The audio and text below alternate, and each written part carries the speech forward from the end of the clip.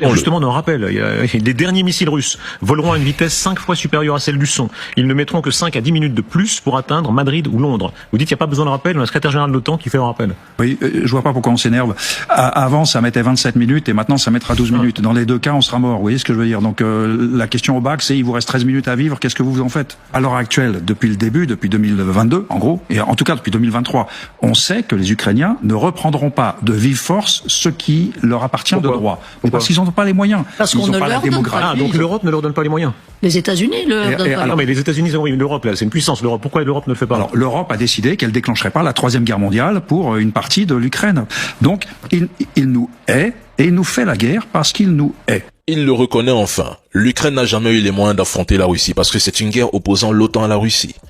L'Occident arme, finance et conseille, mais ne combat pas directement parce que personne à Washington, Paris ou Berlin ne veut risquer une confrontation ouverte avec la Russie, première puissance nucléaire mondiale. Au résultat, l'Ukraine sert de champ de bataille, de vitrine pour les armes occidentales et de prétexte politique pendant que des milliers de vies sont sacrifiées dans une guerre dont les véritables maîtres du jeu ne sont même pas sur le front, mais dans les bureaux des grandes capitales. Maintenant, Donald Trump annule sa fameuse rencontre. Mais pour combien de temps?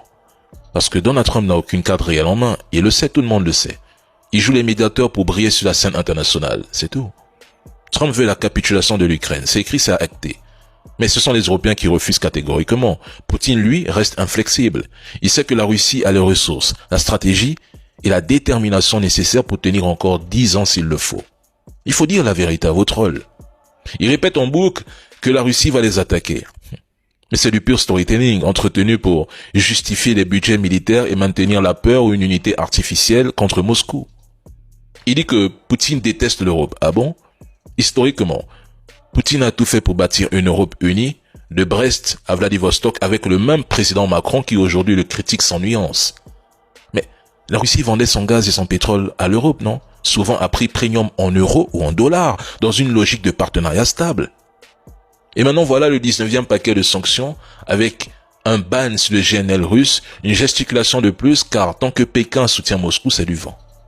La Chine fournit des biens à double usage vitaux pour l'industrie militaire russe, rachète son énergie à prix cassé et aide à contourner les sanctions. Alors arrêtons un peu la mascarade quelques secondes. Depuis quand la Russie a pour ennemi l'Europe?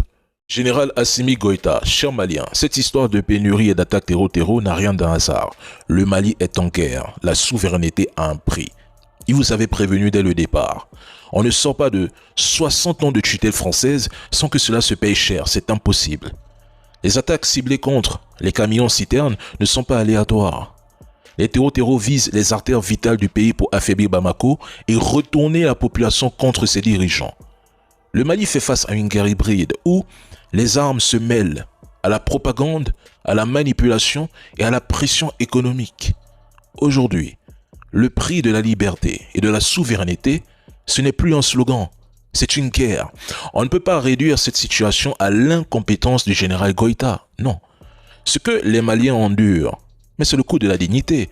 Quand un soldat devient président, sa vision du combat change. Il n'est plus sur le front. Il est dans la gestion globale du pays. Sur le champ de bataille, il pense survie, stratégie, victoire. Mais à la tête d'un État, il doit mesurer le coût humain, diplomatique, économique et politique de chaque décision.